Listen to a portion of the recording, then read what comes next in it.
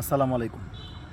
অত্যন্ত পরিতাপের বিষয় যে বাংলাদেশের একটি সমৃদ্ধ ব্যাংক, যেই ব্যাংকে বাংলাদেশের কামার কুমার জেলে চাষা বাঙালি মুসলমানদের সবচেয়ে আস্থার ব্যাংক, সেই ইসলামী ব্যাংকে এখন শোকনের থাবা পড়েছে। আমরা দেখতে পাচ্ছি যে যেই ইসলামী ব্যাংক যাদের হাতে প্রতিষ্ঠিত হয়েছিল, দীর্ঘদিন যারা সফলতার সাথে নেতৃত্ব দিয়েছিল, তাদের হাত থেকে হাসিনা যেভাবে ব্যাংকটি কেড়ে নিয়েছিল, ঠিক একইভাবে এখনও একটা শক্তি সেই ব্যাংক কেড়ে নেওয়ার পায়তারা করছে। আমরা মনে করি এই ব্যাংক জামাতেরও না, এই ব্যাংক বিএনপিরও না, এই ব্যাংক বাংলাদেশের জনগণের। এই ব্যাংকে দীর্ঘদিন এসালম আধিপত্য তৈরি করে হাজার হাজার কোটি টাকা লুটপাট করেছে। সেই এসালমের গাড়ি দিয়ে যে ব্যক্তি নির্বাচন করেছে, সেই ব্যক্তি সংসদে ইসলামী ব্যাংকের ব্যাপারে কি বলল আর কি বলল না, তাতে আমাদের কিছু যায় আসে না। মনে রাখতে হবে, দেশনেত্রী বেগম খালেদা জিয়ার বিএনপি আর সালাউদ্দিন আহমেদের বিএনপি এক নয়। সেই জায়গা থেকে যেই নেত্রী এই ব্যাংকে উদ্ধারের কথা বলেছিলেন, যেই নেত্রী এই ব্যাংকে আওয়ামী ফ্যাসিস্ট এসালম সহ অন্যান্য গ্রুপ থেকে রক্ষার কথা বলেছিলেন, সেই নেত্রীর কথার বিপরীতে আজকে সালাউদ্দিন আহমেদ এই ব্যাংকের ব্যাপারে যে বক্তব্য দিয়েছে, আমরা সেটা ঘৃণা করে প্রত্যাখ্যান করি। ইসলামী ব্যাংক ইসলাম নয়, এটাও মিথ্যা কথা।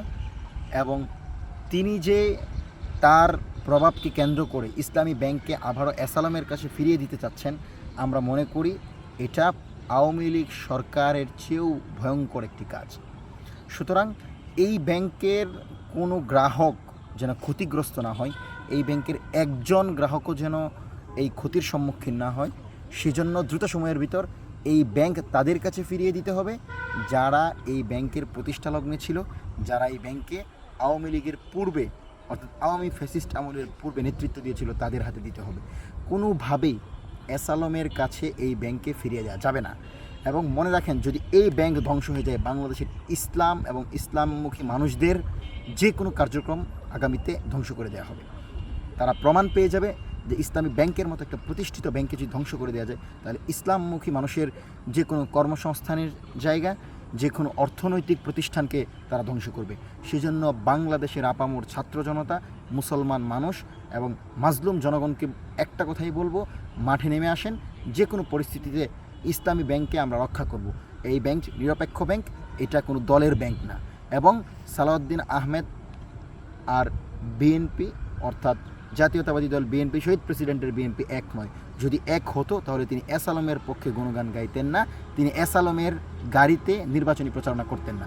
সুতরাং এসালমের টাকা যার পেটে যায়, এসালমের দ্বারা যার নির্বাচন হয়, তার পক্ষে বাংলাদেশের ইসলামী ব্যাংকের হয়ে কথা বলা প্রাসঙ্গিক না। এবং আমরা মনে করি এই ব্যাংকের রক্ষায় মাননীয় প্রধানমন্ত্রী তারেক রহমান দ্রুত সময়ের ভিতর আলোচনা করে, দুইটি দল আলোচনা করে দ্রুত সময়ের ভিতর নিরপেক্ষ একটা কমিটির মাধ্যমে এই ব্যাংকে সঠিক জায়গায় হস্তান্তর করবেন এবং এই ব্যাংকটি স্বাধীনভাবে চলবে এবং গ্রাহকরা যেন তাদের টাকা উত্তোলন না করে এই ব্যাংকে আস্থা রাখতে পারে, আস্থা ফিরিয়ে আনা যায়, সেই লক্ষ্যে সরকার দ্রুত সময়ে কাজ করবে, এটা আমরা মনে করি।